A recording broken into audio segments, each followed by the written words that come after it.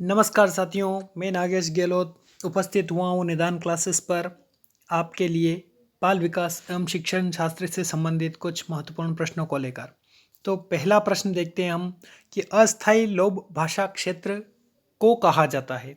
यहाँ पर देखिए टेम्परल लोब की बात की गई है, लैंग्वेज का जो हमारे बात की गई है। आपको प्रश्न जो होगा ये कम समझ में आ रहा होगा थोड़ा कि अस्थायी लोब भाषा क्षेत्र क्या होता है। ये शब्द पहली बार सुने होंगे आपने। मॉर्गन क्षेत्र कहा जाता है, ब्रोका क्षेत्र कहा जाता है, शेरिंगटन क्षेत्र कहा जाता है या फिर वॉर्निक क्षेत्र कहा जाता है, वॉर्निक्स एरिया। तो ठीक है, यहाँ पर पहला प्रश्न देखते हैं हम कि अस्थायी भाषा लोब जो होता है वो किसे कहा जाता है। देखिए भाषा लोब हमारे मस्तिष्क में स्थित हमारी भाषा से संबंधित एक प्रकार की हम इंद्री मान सकते हैं, उसको ऊतक मान सकते हैं, हम उसे मान सकते हैं हमारे भाषा से संबंधित कुछ ग्रंथि जो होती है वो मान सकते हैं।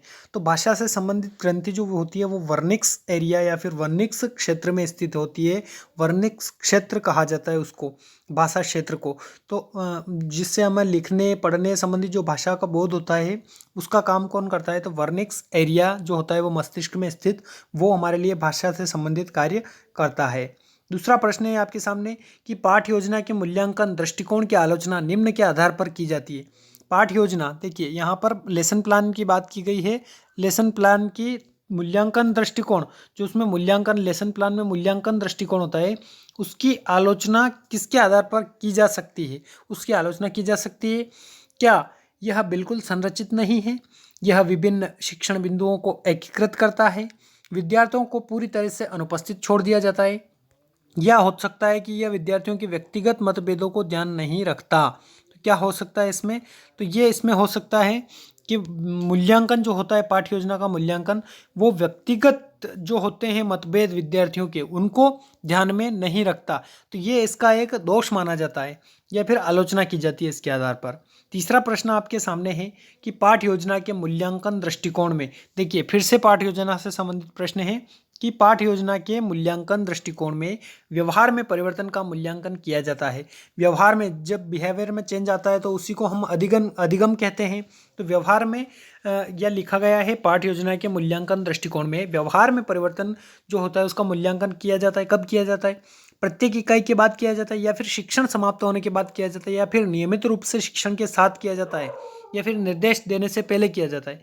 देखिए निर्देश देने से पहले तो हम उनका मूल्यांकन नहीं कर सकते, और प्रत्येक इकाई के बाद भी ऐसा निश्चित नहीं है कि हम प्रत्येक इकाई के बाद उनका मूल्यांकन करेंगे, या फिर शिक्षण खत्म होने के बाद ऐसा भी नहीं कर सकते।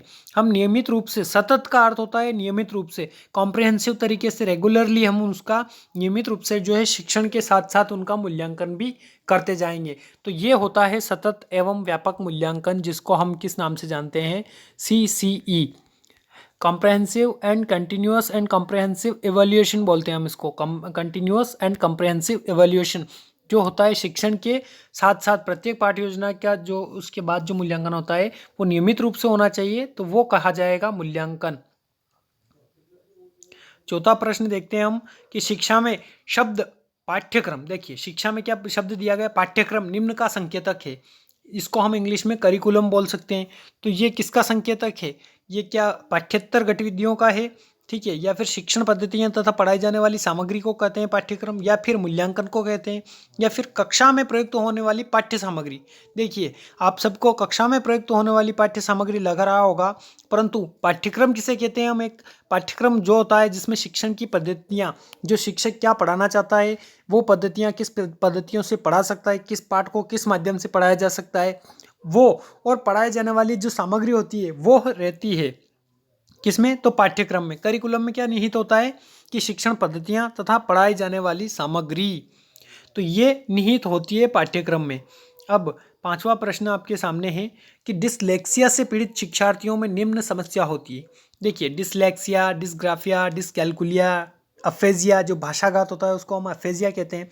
तो डिसलेक्सिया से पीड़ित शिक्षार्थियों में क्या समस्याएं हो सकती है, क्या वे व्यक्तित्व विकार संबंधी समस्याएं से ग्रसित होते हैं, या फिर मानसिक विकार होता है उनमें, या फिर स्वभावजन्य विकार होता है, या चौथा ऑप्शन आपके सामने दिया गया है पठन से विकार। तो पठन विकार इसमें जो होगा डिसलेक्सिया में, पठन पढ़ने संबंधी जो रीडिंग की जो समस्या होती है वो किस में होती है, डिसलेक्सिया की समस्या के अंतर्गत आता है।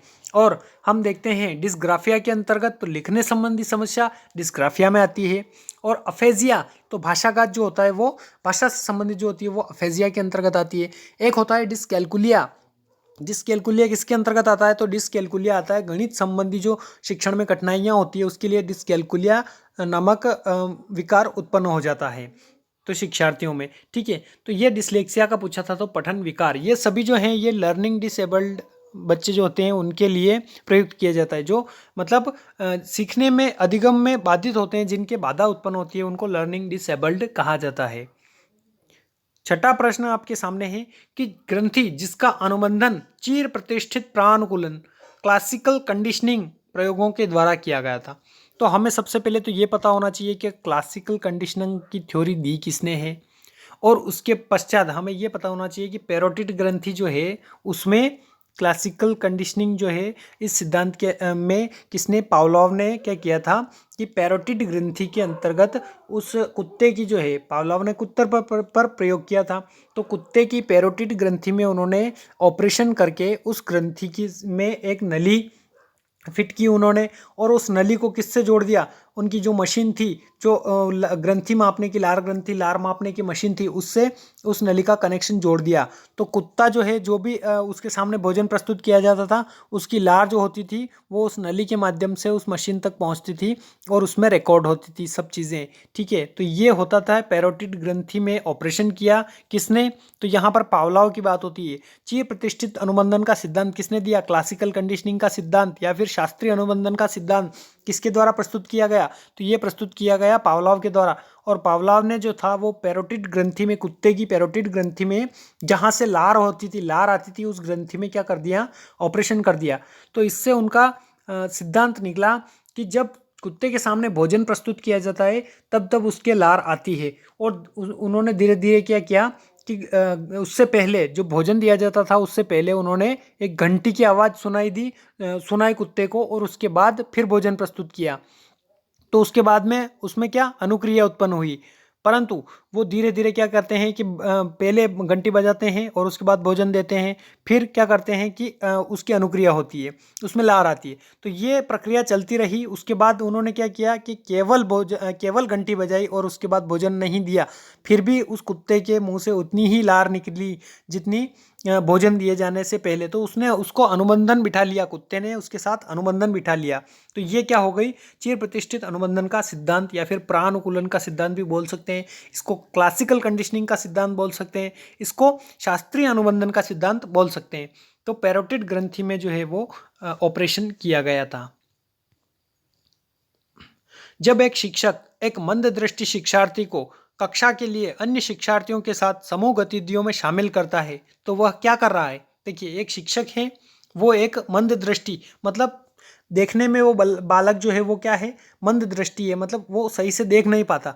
उस शिक्षार्थी को कक्षा के अन्य शिक्षार्थियों के साथ समूह गतिविधि जो होती है उसमें शामिल कर रहा है। तो वो शिक्षक क्या कर रहा है, एक प्रकार से हमें इस प्रश्न के माध्यम से बताना है। सभी शिक्षार्थियों को मंद दृष्टि शिक्षार्थी के प्रति सहानुभूति विकसित करने में मदद कर सकती है क्या ये उसकी जो शिक्षक की गतिविधि है उसके लिए जो सहानुभूतिपूर्ण व्यवहार में मदद कर सकती है, या फिर दूसरा कक्षा के लिए अधिगम में बाधाएं उत्पन्न कर सकती है, या फिर तीसरा अन्य सभी शिक्षार्थियों को असली आलसी और सुस्त बनाती है, क्या ये हो सकता है, या फिर चौथा ऑप्शन समावेशी शिक्षा की भावना के अनुसार कार्यरत है। तो यहाँ पर देखिए साथियों, जो शिक्षक का कार्य है, एक मंद दृष्टि शिक्षार्थी है, उसको कक्षा के अन्य शिक्षार्थियों के साथ एक समूह गतिविधि में उसको भी शामिल कर रहा है, जो मंद बुद्धि का बालक है उसको भी शामिल कर रहा है। तो वो क्या कर रहा है, समावेशी शिक्षा की भावना का विकास कर रहा है। समावेशी मतलब इंक्लूसिव एजुकेशन जो होती है उसकी भावना का विकास कर रहा है। आठवां प्रश्न देखते हैं हम कि जब किसी व्यवहार के लिए बाहरी प्रोत्साहन की उम्मीद उस व्यवहार के लिए आंतरिक प्रेरणा काम कम कर देती है तो इसे इस रूप में जाना जाता है। हमारे लिए आंसर लाना इतनी बड़ी बात नहीं है, हमारे लिए ये ज़रूरी है कि प्रश्न क्या समझ में आया, आपको प्रश्न समझ में आ रहा है कि नहीं आ रहा है, या फिर हमें उनसे संबंधित जो भी जानकारियाँ हैं वो प्रदान करना मेन उद्देश्य है मेरा। ठीक है। आपको केवल प्रश्न और उत्तर बताना मेन उद्देश्य नहीं है। तो देखिए, जब किसी व्यवहार के लिए बाहरी प्रोत्साहन की उम्मीद उस व्यवहार के लिए आंतरिक प्रेरणा कम कर देती है, तो इसे किस रूप में जाना जाता है? किसी बाहरी प्रोत्साहन की उम्मीद जो होती है वो क्या कर सकती है? आंतरिक प्रेरणा होती है उसकी कम कर देगी, तो उसे क्या कहा जाएगा? आवश्यक पदानुक्रम का सिद्धांत। देखिए, ये मैस्लो द्वारा प्रस्तुत किया गया है, आवश्यकता पदानुक्रम का सिद्धांत। तो क्या कर सकता है वो? अधिक सरलीकरण प्रभाव, अधिक औचित्य प्रभाव, या फिर क्या कर सकता है? जैव चक्रीय आवर्धन। तो वो क्या कर सकता है उसके लिए? अधिक औचित्य प्रभाव, क्योंकि प्रोत्साहन की उम्मीद होती है और उसके आंतरिक प्रेरणा को कम करता है, तो वो क्या हो सकता है? अधिक औचित्य प्रभाव। जो ओवर जस्टिफिकेशन होता है उसकी मात्रा बढ़ा दी जाती है, तो वो उसकी किसके अंतर्गत? अधिक औचित्य प्रभाव जो है आंतरिक प्रेरणा को कम कर सकता है। 9वां प्रश्न है, कक्षा शिक्षण का मुख्य उद्देश्य है। कक्षा शिक्षण मतलब क्लासरूम जो टीचिंग होती है उसका उद्देश्य क्या होना चाहिए? छात्रों को परीक्षा उत्तीर्ण करने में मदद करना? ये तो बिल्कुल नहीं होना चाहिए, क्योंकि एनसीएफ 2005 है वो बिल्कुल मना करता है कि केवल परीक्षा उत्तीर्ण कराना ही शिक्षण का उद्देश्य नहीं होना चाहिए। छात्रों के व्यक्तित्व का विकास करना, हाँ ये एक हो सकता है, परंतु और ऑप्शन देख लेते हैं हम। जिज्ञासु मस्तिष्क विकसित करना, ये भी हो सकता है, और पाठ्यक्रम प्रदान करना, ये बिल्कुल नहीं होगा। तो एक जिज्ञासु मस्तिष्क होता है, उसके अंतर्गत जो है वो व्यक्तित्व भी आ जाता है उसका। तो इसका सही आंसर क्या होगा कि जो छात्रों का जिज्ञासु मस्तिष्क होता है उसको डेवलप करना इसका उद्देश्य है। एक कक्षा शिक्षण का एक या फिर एक अच्छा शिक्षण की विशेषता जो बता सकते हैं, तो वो व्यक्ति के या फिर छात्रों के जिज्ञासु मस्तिष्क का विकास कर सकता है। तो ऐसा ही शिक्षण जो है वो उचित समझा जाएगा। 10वां प्रश्न आपके सामने है कि संज्ञानात्मक प्रक्रिया, जिसे चिंतन के नाम से जाना जाता है, जिसे देखिए रिक्त स्थान दिया है और चिंतन के नाम से जाना जाता है, तब होता है जब कोई व्यक्ति कला संबंधी, किससे संबंधी? कला संबंधी, साहित्यिक, वैज्ञानिक, प्रायोगिक समस्याओं से संभावित विविध संसाधनों के बारे में मुक्त रूप से विचार करता है। तो देखिए, कला संबंधी साहित्यिक रूप से साहित्यकार होगा तो वो उसके अंतर्गत कौन सी? अमूर्त बुद्धि पाई जाएगी, ठीक है। और कला संबंधी व्यक्ति होगा उसके अंतर भी अमूर्त बुद्धि पाई जाएगी। वैज्ञानिक के पास भी अमूर्त, जो उनके पास ठोस बुद्धि नहीं होती है, वैज्ञानिक जो होते हैं उनके पास अमूर्त बुद्धि होती है। जो चीज़ उनके सामने नहीं होती है उनके बारे में वो उस चीज़ के बारे में बता सकते हैं, तो ये अमूर्त बुद्धि होती है। तो देखिए, हम बता सकते हैं कि अभिसारी चिंतन होता है, तार्किक चिंतन होता है, अपसारी चिंतन होता है, या अनुमानी चिंतन होता है। तो देखिए, चिंतन जो होता है वो दो प्रकार का होता है। मेनली चिंतन कितने प्रकार का होता है? दो प्रकार का होता है। एक होता है स्वाली चिंतन और एक होता है यथार्थवादी चिंतन, ठीक है। तो ये दो प्रकार के चिंतन पाए जाते हैं।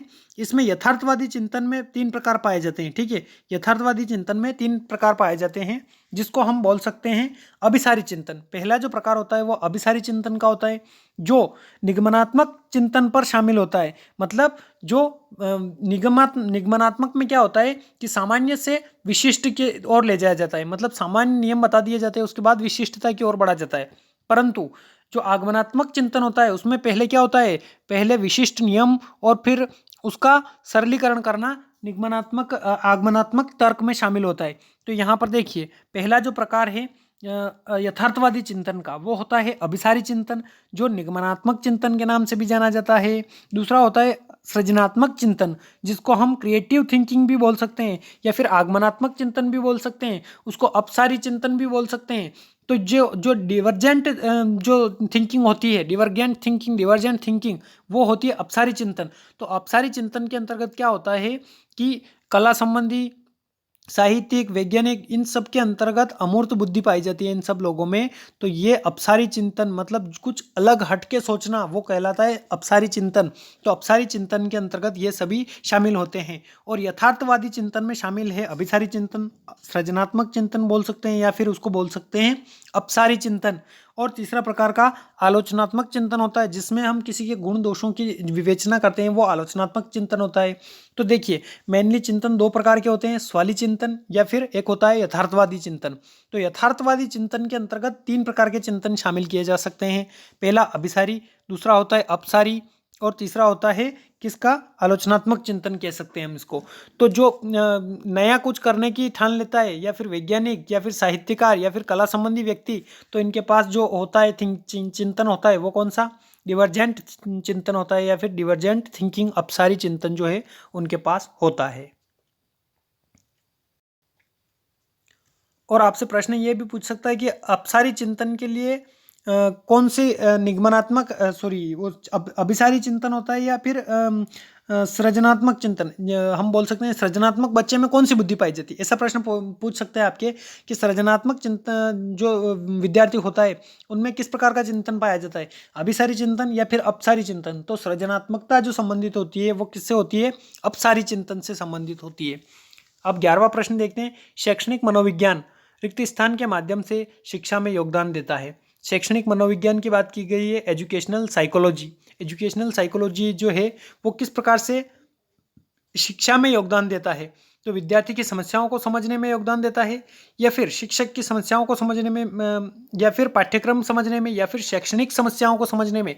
तो शैक्षिक मनोविज्ञान है तो वो शैक्षणिक समस्याओं को समझने में मदद करेगा। अगर यहाँ पर चाइल्ड साइकोलॉजी होती तो वो क्या विद्यार्थी की समस्याओं को समझने में या फिर बच्चों की समस्याओं को समझने में हो सकता था। परंतु शैक्षणिक मनोविज्ञान का प्रयोग किसके लिए, जो शिक्षण के अंतर्गत आने वाली समस्याएं हैं उनको हल करने के लिए शैक्षणिक मनोविज्ञान की आवश्यकता होती है। 12वां प्रश्न देखते हैं हम कि एक शिक्षक को व्याख्यान या फिर लेक्चर में निम्नलिखित में से किसे अपनाना चाहिए। एक शिक्षक को व्याख्यान में किसे अपनाना चाहिए, ठीक है, विस्तारित स्वर, मध्यम स्वर, स्पष्ट और उच्च स्वर या फिर स्पष्ट और निम्न स्वर। देखिए विद्यार्थियों को, एक शिक्षक को जो क्या करना चाहिए, अगर वो व्याख्यान विधि का प्रयोग कर रहा है तो उसके स्वर जो हो वे कैसे स्पष्ट होने चाहिए और उच्च ध्वनि, उनकी ध्वनि जो है उच्च होनी चाहिए। ऐसे नहीं कि बच्चों को डराने जैसी ध्वनि हो, परंतु ध्वनि उनकी उच्च होनी चाहिए जो प्रत्येक विद्यार्थियों को सुनाई दे और स्पष्ट होनी चाहिए उसकी ध्वनि। तो ये एक व्याख्यान विधि के लेक्चरार में जो होती है वो इस विधि को अपना सकता है वो। 13वां प्रश्न है आपके सामने कि अधिगम अक्षमताओं वाले बच्चों की प्रगति की निगरानी के लिए निम्नलिखित में से कौन सी विधि सर्वाधिक उपयुक्त है। तो अधिगम अक्षमता हमने पहले अभी थोड़े टाइम पहले पढ़ा, अभी दूसरा या तीसरा प्रश्न पढ़ा था कि लर्निंग डिसेबल्ड, जो अधिगम अक्षमता वाले बच्चे होते हैं उनको लर्निंग डिसेबल्ड बालक कहा जाता है। तो उनको प्रगति की निगरानी के लिए कौन सी विधि उपयुक्त हो रहती है, या तो देखिए केस स्टडी रहती है, व्यवहार रेटिंग स्केल रहती है, संरचित व्यावहारिक अवलोकन रहता है या फिर प्रायोगिक विधि। तो देखिए स्ट्रक्चर्ड बिहेवियर मेथड जो होती है उनके प्रयोग में अच्छी रहती है। जो अधिगम अक्षमता वाले बच्चे होते हैं उनके द्वारा जो स्ट्रक्चर्ड, उनकी जो विकार संबंधी समस्याएं हैं उनके बारे में हमें अवलोकन करना चाहिए, तो वो सबसे विधि उपयुक्त रहती है। 13वां प्रश्न देखते हैं हम। 14वां प्रश्न, एक मेहनती छात्र बार बार कक्षा के परीक्षणों में असफल रहता है। देखिए छात्र कैसा है, मेहनती है, परंतु जो परीक्षण आते हैं उसमें वो असफल रहता है। इस मामले में एक शिक्षक को क्या करना चाहिए, उसे रियायत अंक देनी चाहिए क्या, उसे मतलब जो है वो ग्रेस मार्क्स से पास करना चाहिए, बिल्कुल नहीं, ग्रेस मार्क्स से पास नहीं करना चाहिए। उसे दंड देना चाहिए तो दंड का प्रयोग भी नहीं करना चाहिए। उसके प्रदर्शन में कमी के कारण का पता लगाना चाहिए या उसके अभिभावकों से शिकायत करनी चाहिए। तो देखिए अभिभावक इसके लिए कोई समस्या का समाधान अभिभावक नहीं कर सकते, जो है वो शिक्षक को ही देखना है कि अगर वो मेहनती है और बार बार कक्षा में असफल हो रहा है तो वो क्या कर सकता है, उसके प्रदर्शन में कमी के हमें कारणों का पता लगाना चाहिए और उसके प्रदर्शन में किस किस क्षेत्र में वो कमी प्रदर्शित कर रहा है उसके अनुरूप हमें उसके शिक्षण को जो है बदलना चाहिए। तो अब 15वें प्रश्न की तरफ बढ़ते हैं हम। किसी व्यक्ति का व्यक्तित्व विकार निम्न पर आधारित होने की सबसे अधिक संभावना रहती है। व्यक्तित्व विकार की बात की गई है। देखिए व्यक्तित्व विकार मतलब व्यक्तित्व से संबंधित उसके सामने बहुत सारी समस्याएं हो सकती है या फिर कुछ समस्याएं हो सकती है। किसी व्यक्ति का व्यक्तित्व विकार निम्न पर आधारित होने की सबसे अधिक संभावना रहती है। तो भावनात्मक आघात हो सकता है, वो भावात्मक आघात हो सकता है, भावनात्मक आघात दिया है पहला, और दूसरा है भावनात्मक आनंद, तीसरा है साधारण भावनाएं, या फिर चौथा है शारीरिक स्थिति। तो अगर किसी व्यक्ति के मन में व्यक्तित्व संबंधी विकार है तो वो उसकी भावनात्मक आधार होंगे, उसके साथ इमोशनल शॉक लगाए जिस कारण वो उसके व्यक्तित्व में परिवर्तन आया है। बहुत सारे ऐसे लोग होते हैं जिनको इमोशनली शॉक लगता है जिसके कारण उनकी मानसिक स्थिति जो है वो बिगड़ जाती है। तो ये भावनात्मक आघात पर ही निर्भर करता है कि उसे कोई इमोशनली टॉर्चर नहीं कर रहा है या फिर इमोशनली टॉर्चर हुआ है तो उसके कारणों को जानना और उसके व्यक्तित्व विकार को दूर करना इसके अंतर्गत भावनात्मक आघात के अंतर्गत आता है। तो ये थे 15 प्रश्न साथियों जिसकी आज हमने चर्चा की। ये सीरीज़ आप अपने दोस्तों को शेयर कीजिएगा ताकि अधिक से अधिक लोगों को इसका फ़ायदा मिल सके और मुझे भी खुशी होगी क्योंकि व्यू बढ़ेंगे और आप देखेंगे। आपके कमेंट के लिए मैं तत्पर रहूँगा। Thanks for watching.